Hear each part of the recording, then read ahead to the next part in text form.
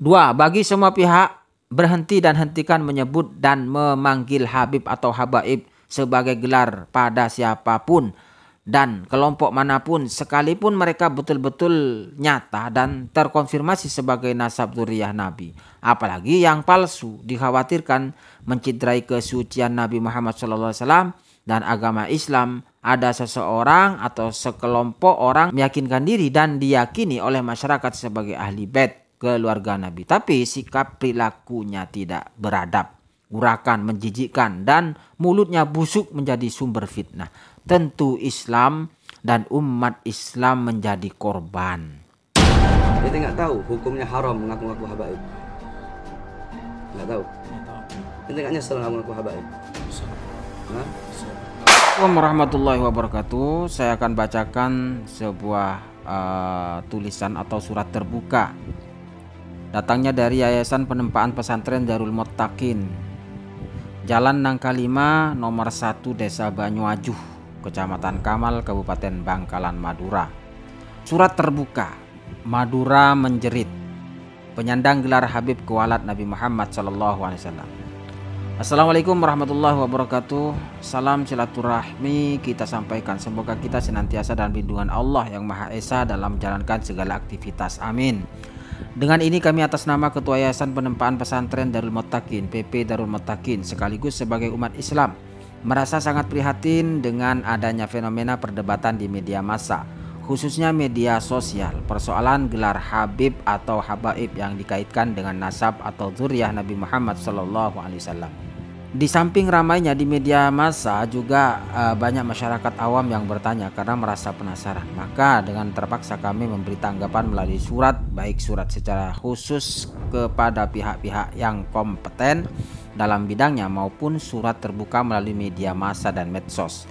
Menurut pandangan kami sangat perlu masyarakat tidak hanya diberi pencerahan tetapi wajib hadirnya negara, karena fenomena ini bisa berdampak pembodohan dan penyesatan terhadap logika masyarakat pada umumnya, bahkan berpotensi terjadinya konflik horizontal dan keterbelahan umat. Lebih khusus lagi, kami merasa kasihan terhadap saudara kami yang menyatakan diri sebagai klan Ba'alwi dengan menyandang gelar Habib atau Habaib.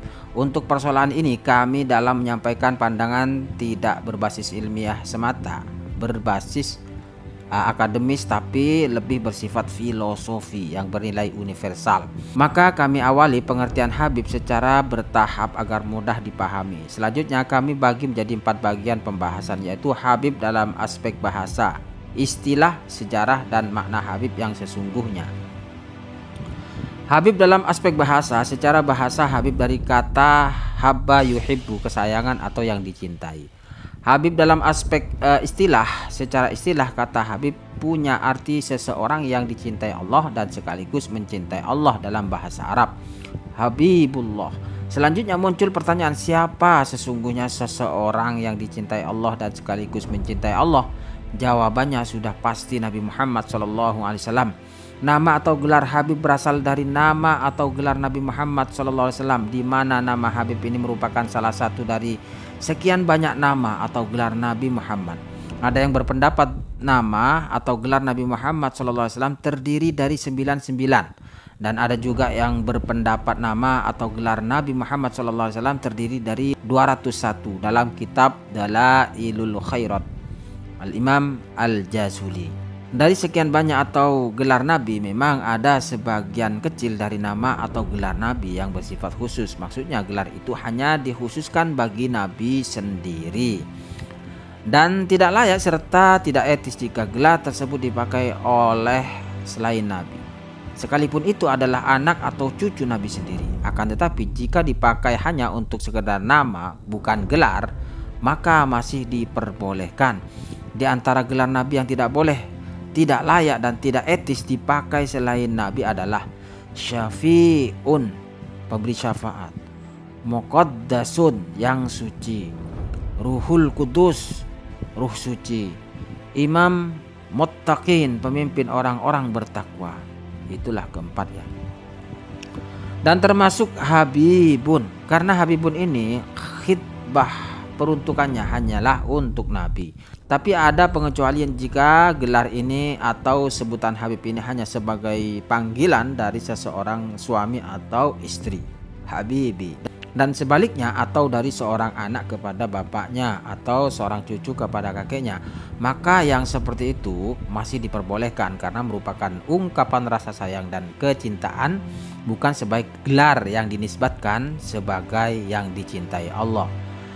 Gelar yang mulia misalnya juga bisa digunakan di dalam forum atau acara tertentu yang bersifat sementara atau fungsional seperti forum persidangan di pengadilan dan rapat anggota dewan seperti DPR RI atau DPRD contohnya. Yang mana para hakim dan anggota dewan disebut sebagai yang mulia. Gelar yang mulia ini bersifat sementara atau fungsional, digunakan hanya pada waktu persidangan saja. Ketika di luar persidangan, maka gelar yang mulia sudah tidak berlaku lagi. Juga berlaku di forum acara-acara formal maupun non formal. Dalam masyarakat umum, gelar Habib bisa dipakai untuk menghargai bagi pembicara atau pemateri dengan panggilan Habibana. Gelar Habibana ini bersifat sementara hanya pada forum acara tersebut. Namun ketika sudah di luar forum, gelar tadi sudah tidak berlaku lagi. Habib dalam aspek sejarah, tinjauan sejarah tentang Habib atau Habaib yang dijadikan sebagai gelar oleh seseorang atau sekelompok orang tertentu bermula dari negara Yaman, Hadramut. Maka muncullah pertanyaan, dari siapa, dari pihak mana yang menggunakan Habib atau Habaib yang dinisbatkan kepada Nabi sebagai gelar kehormatan pribadi karena beranggapan sebagai nasab Nabi, ahlinya Nabi dan zuriyah Nabi. Jawabannya adalah sekelompok orang di negara Yaman, Hadramut. Mereka adalah keluarga Ba'alawi yang mana pohon nasabnya berasal dari Alwi bin Ubaidillah. Jadi gelar Habib ini hanya dikenal di negara Yaman, Hadramut, dan berlaku hanya untuk keluarga Bani Ba'alawi yang akhirnya berkembang ke negara-negara lain termasuk Indonesia. Kemudian muncul pertanyaan lain, apa yang melatar belakangi keluarga Ba'alawi ini menyandang dan memakai gelar Habib? Untuk menjawab pertanyaan ini kami kembalikan kepada pihak mereka, Ba'alawi, dan kami hanya berprasangka jangan-jangan ada faktor-faktor penyebab atau peristiwa bagi kelompok mereka Ba'alawi, tapi hal ini perlu ditelusuri lagi. Atau bisa juga Bani Ba'alawi saat itu punya tendensi maksud-maksud tertentu dan kami tidak dapat memastikan apakah tendensius, positif atau negatif serta digunakan untuk kepentingan tertentu. Pertanyaan selanjutnya, mulai kapan kelompok atau keluarga Ba'alawi di Yaman, Hadramut memakai gelar Habib? Jawabannya, kami tidak dapat menyebutkan kepastian tahun, akan tetapi insya Allah berkisar kurang lebih abad ke-10 Hijriah. Kenapa? Gelar Habib dipakai di abad belakangan. Padahal di abad-abad awal Hijriah, sejak zaman Nabi, sahabat Nabi, tabi'in, tabi'ut tabi'in, tidak ada penggunaan gelar Habib bagi nasab atau zuriyah Nabi. Yang ada hanya dua gelar yang diperuntukkan bagi cucu Nabi, yaitu Sayyid yang dinisbatkan kepada Husain sebagai cucu laki-laki dan Sayyidah bagi perempuan. Kemudian Syarif yang dinisbatkan kepada Hasan bagi cucu laki-laki dan Syarifah bagi perempuan. Sekalipun kedua gelar ini sudah masyhur, syuhrah dan istifadah, yaitu terkenal dan masyhur di awal abad sebagai gelar yang diberikan kepada nasab dan zuriyah Nabi, namun sebagian besar nasab atau zuriyah Nabi masih enggan dan merasa malu menggunakan gelar-gelar tersebut. Sekalipun mereka merupakan alim allamah, bahkan dengan masyarakat digelari sebagai al-imam. Sebagai contoh, Muhyiddin Abu Muhammad Abdul Qadir Ibnu Abi Salih Musa Zengi Dausat Al-Jailani yang masyhur dipanggil Syekh Abdul Qadir Al-Jailani, padahal beliau terkenal sebagai Sultanul Aulia, rajanya para wali Allah. Dan menurut sebagian ulama, beliau adalah zuriyah Nabi Muhammad SAW, sekalipun sebagian ulama berpendapat tidak sahih. Dengan derajat dan kemuliaan setinggi itu, beliau masih tidak mau memakai gelar Sayyid dan Syarif, apalagi menggunakan gelar Habib. Perlu diketahui bahwa Syekh Abdul Qadir Al-Jailani tidak mengaku, apalagi mengumumkan di khalayak ramai bahwa dirinya sebagai zuriyah Nabi Muhammad SAW. Kemudian contoh yang kedua adalah Syekh Nawawi Al-Bantani. Beliau seorang alim dan allamah, terkenal juga sebagai waliullah sekaligus sebagai imam bagi mayoritas kalangan muslim Nusantara dan Arab Saudi. Terkenal di kalangan keluarga, kerabat dan para santri beliau bahwa beliau diyakini ada garis nasab kepada Nabi Muhammad SAW. Tapi beliau tidak pernah menggunakan gelar Sayyid atau Syarif, apalagi Habib. Beliau hanya mau menggunakan gelar Syekh.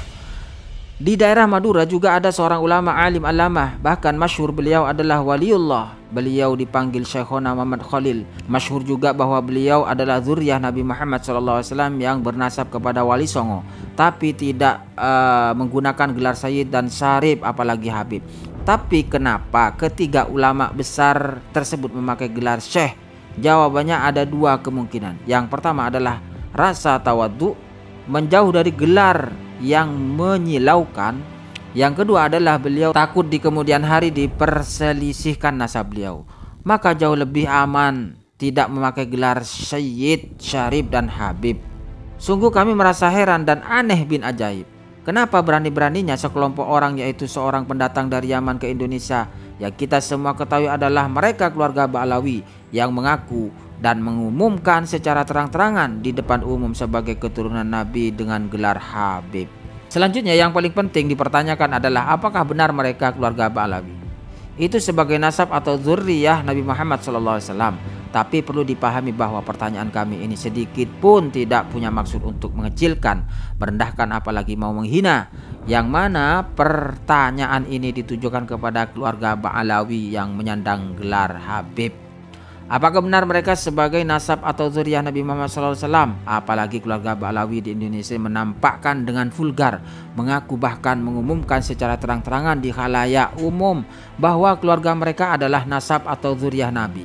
Jika pengakuan dan pengumuman tersebut benar adanya, masih bisa dimaklumi, sekalipun hal tersebut sangatlah riskan, khususnya bagi mereka orang-orang yang berilmu dan yang bertakwa.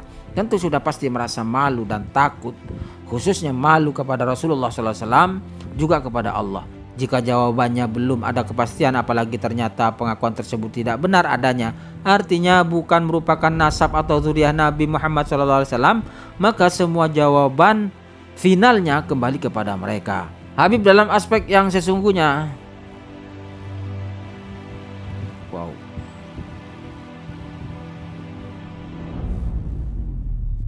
Oke, ini kayaknya banyak sekali ke bawah ya. Dan nanti kita akan sematkan link di deskripsi ya.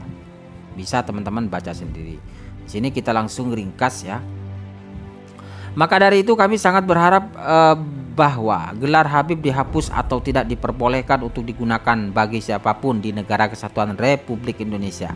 Karena sangat mungkin orang yang menggunakan gelar Habib akan memiliki efek terhadap diri sendiri dan juga orang lain. Efek terhadap diri sendiri yaitu munculnya sikap sombong, angkuh, bangga diri, merasa lebih dari orang lain, dan sebaliknya orang lain dianggap lebih rendah. Yang lebih parahnya lagi, dapat menghilangkan akal sehat, juga mendatangkan tulah, kutukan dan kualat bagi penyandang gelar Habib. Kemudian dampak terhadap orang lain dalam kehidupan sosial, diantaranya masyarakat di luar Habib menjadi resah dan rendah diri, akhirnya timbul gejolak sosial. Untuk itu perlu kewaspadaan dan introspeksi bagi semua pihak. 2. Timbulnya kasta sosial, di mana yang bergelar Habib sebagai kasta tertinggi karena dinisbatkan kepada Nabi Muhammad SAW. Jika kasta sudah terbentuk, sangat mungkin kasta ini dijadikan alat kapitalisasi untuk mencari keuntungan yang bersifat duniawi, bahkan bisa menjadi tunggangan politik. Perlu kita ingat bahwasanya Indonesia bisa bebas dari kasta berkat datangnya agama Islam. Maka dengan adanya fenomena Habib ini, justru Islam akan melahirkan kembali kasta yang sudah dihilangkan. Diperparah lagi adanya doktrin-doktrin diskriminatif dan tidak manusiawi. 3. Masyarakat awam akan menjadi korban. Mereka akan keracunan logika, fanatik atau cinta buta, sehingga menghambakan dirinya pada sang Habib. Bahkan yang lebih serius adalah negara juga terkena dampak dan jadi korbannya. Harapan dan himbauan sebagai umat Islam dan sekaligus sebagai warga negara Indonesia. 1. Memohon dengan hormat bahwasannya negara harus hadir dan bersikap, khususnya bagi pihak yang berwenang dan berkompeten.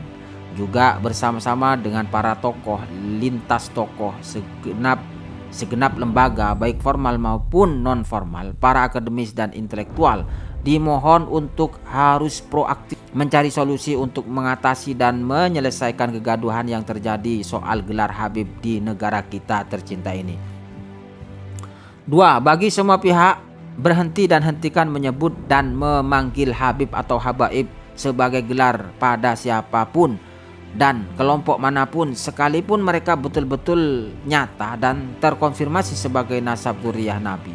Apalagi yang palsu, dikhawatirkan mencederai kesucian Nabi Muhammad SAW dan agama Islam. Ada seseorang atau sekelompok orang meyakinkan diri dan diyakini oleh masyarakat sebagai ahli bait keluarga Nabi, tapi sikap perilakunya tidak beradab, urakan menjijikkan, dan mulutnya busuk menjadi sumber fitnah.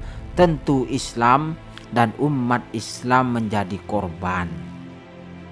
3. Perlu dipahami dan dimengerti bahwa nasab Ahlul Bait Nabi adalah Ahlut Taqwa, iman dan takwa, yaitu Habibullah, Waliullah, dan yang mengetahuinya hal ini hanyalah Allah. Siapapun dan pihak manapun tidak dapat mengklaim dirinya sebagai Habibullah, Waliullah, dan Muttaqun. 4. Segenap saudaraku, khususnya bagi para klan Ba'lawi maupun yang lainnya yang sudah terlanjur terbiasa memakai atau menyandang gelar Habib, jangan lagi dipakai gelar itu. Jika ada orang yang memanggil dengan gelar Habib, ditolak saja, jangan mau dengan alasan takut kualat Nabi Muhammad SAW. Dimohon bagi semua pihak, jika bahasan kami terdapat kurang dan lebihnya terbuka lebar untuk koreksi dan kritik, karena kami bukan siapa-siapa, fakir dan miskin dalam ilmu agama. Demikian surat ini kami sampaikan atas perhatiannya dan kerjasama yang disampaikan. Terima kasih. Wassalamualaikum. Ketua Yayasan PP Darul Muttaqin, Haji Takliman MPDI.